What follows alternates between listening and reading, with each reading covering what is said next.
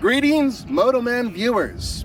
Do not adjust your television set or your iPhone or your computer. This isn't MotoMan. My name is Nathan Adlen. I work with TFL Studios, and today I'm going to be bringing you the 2020 Honda CRV Hybrid.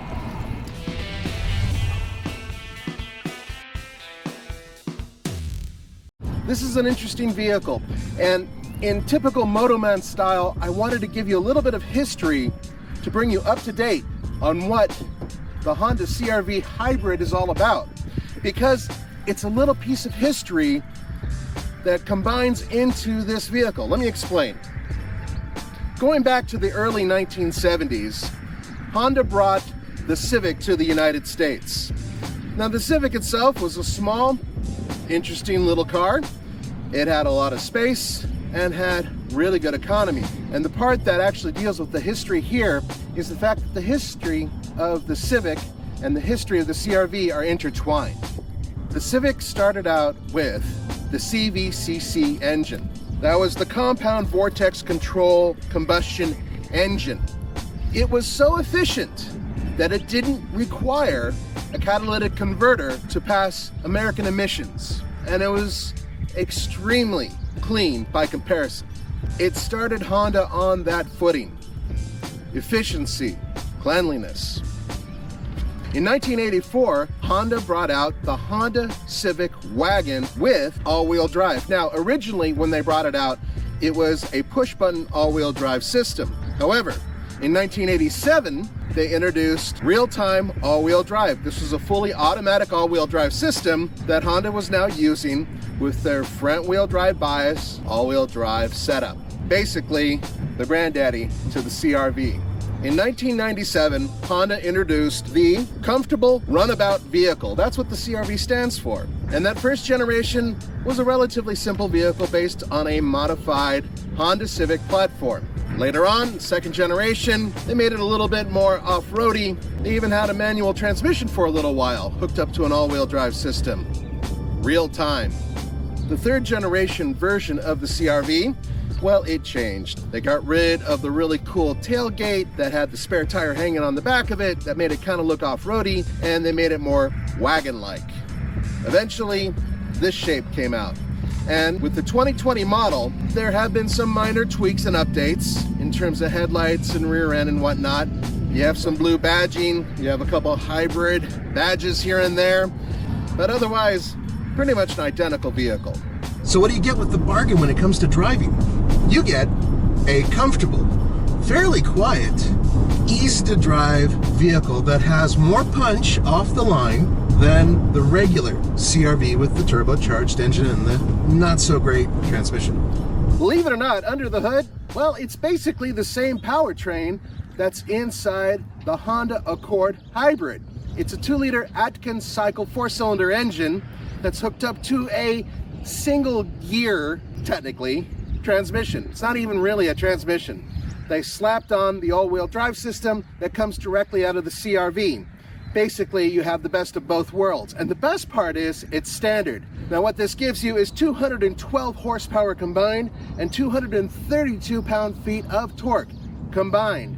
That means that in this, guys, with all-wheel drive, it's not quite as efficient, but still, you get 40 miles per gallon city, 35 highway, and 38 miles per gallon combined. So far, in aggressive driving throughout Tucson, Arizona, I've been averaging about 36 mpg. That's not bad.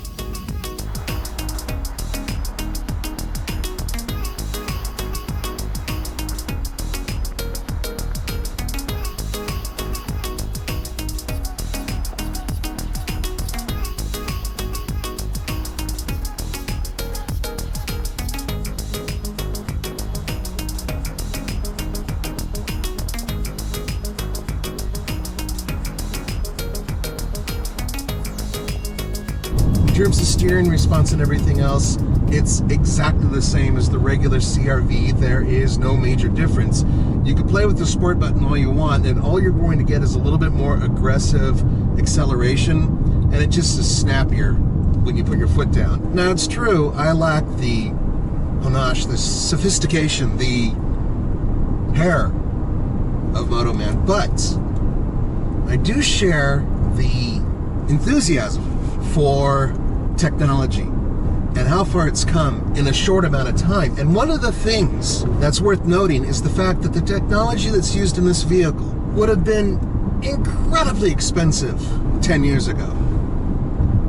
Now, it's affordably priced. In fact, compared to the competition, standard, you'll find that this vehicle is a bit of a bargain.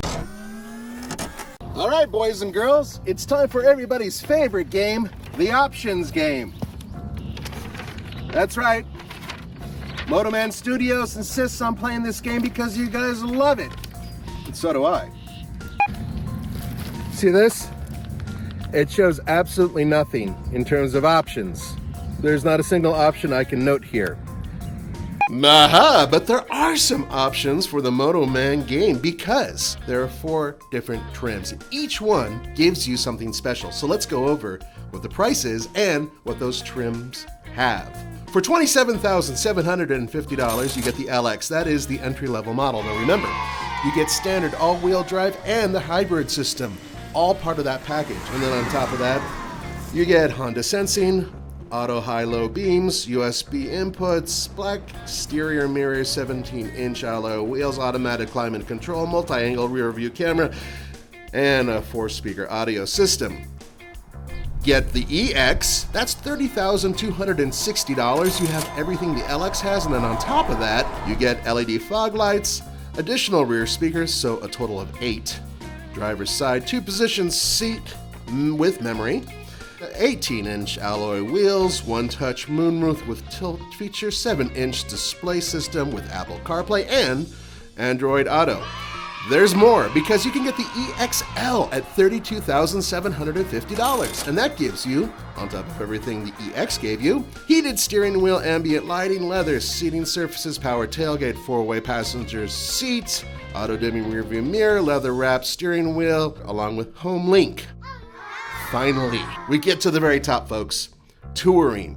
$35,950 gets you into the top-of-the-line Touring model, which gives you front and rear parking sensors, 19-inch alloy wheels, wireless charging, Honda satellite-linked navigation system, roof rails, rain-sensing wipers, hands-free tailgate, and a 9-speaker premium audio system. That's right, folks. The options game in this case has to do with the heavy-duty trims. So the Honda CRV with the Touring package, as equipped, sitting right here, comes in at $35,950.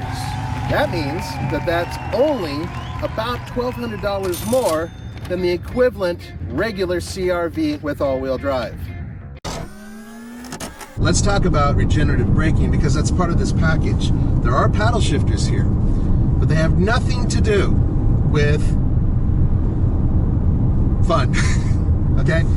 Bear with me here. They have to do with slowing you down. If you want more aggressive regenerative braking, you play with the left side, and you can click it, take your foot off the accelerator, and as you're playing with it, it'll slow you down. Now, if you want less aggressive braking, you play with the right side. That's it. A couple clicks gives you maximum on the left, 1 click gives you the minimum on the right. Doesn't make a lot of sense. The purpose of it is so you can determine how much power you want going back into the battery using regenerative braking one time. Then you got to do it again and again. Now for people who hypermile, that might be a good thing. But for those of you who just do regular driving, it's not really that useful. Well, there you go, guys.